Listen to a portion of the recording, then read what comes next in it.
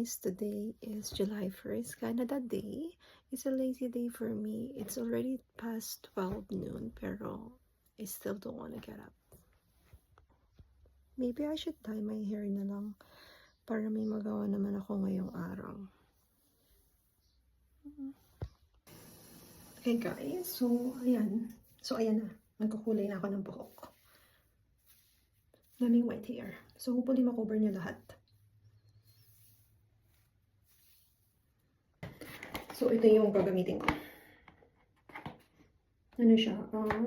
Dark brown. Medium brown. Ito yung gagamitin ko. Medium brown.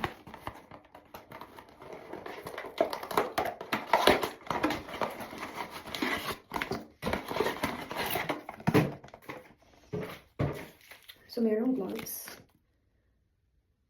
Merong intense treatment. Permanent hair color. Saka so, basahin ko muna kung paano siya gamitin.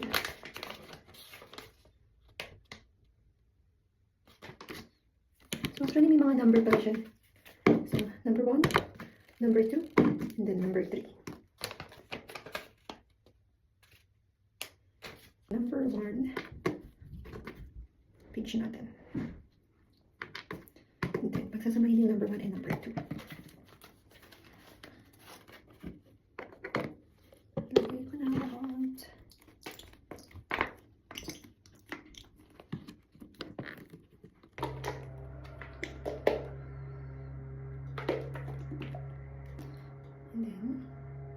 And then, twist lang siya.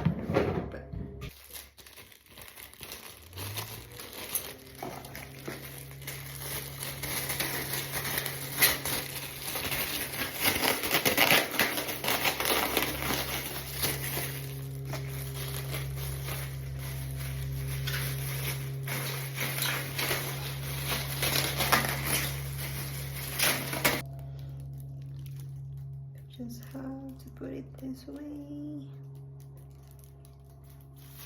Oopsie.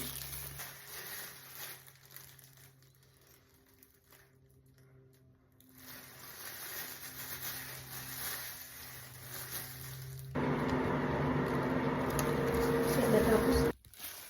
Ayan, naka-isang side na siya. Sana matanggal ito mamaya.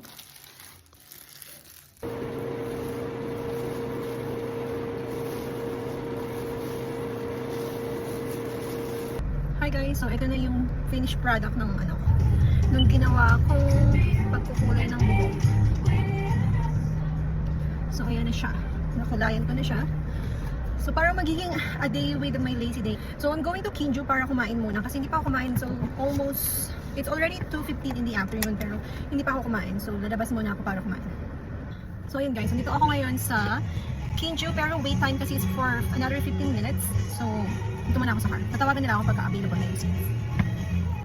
So ayun guys, I receive a text message na after a minute available na yung table. So punta na ako.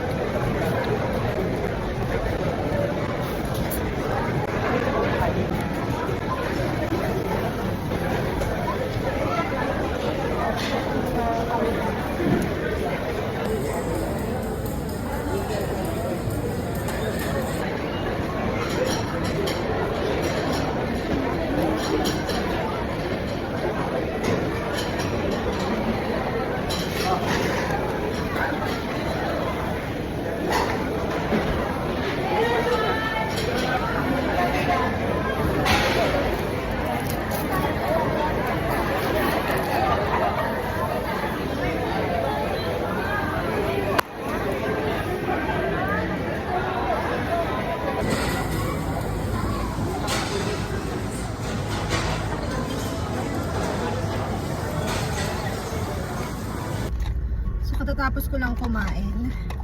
I ordered for 2 chicken pero tatlo yung binigay nilang chicken. So sabi ko dun sa waiter, babayaran ko din yung isa, yung bale 3 chicken pero sabi niya wag na daw. Kasi aksidente lang naman daw. Kaya nagbigay na lang ako ng extra tip.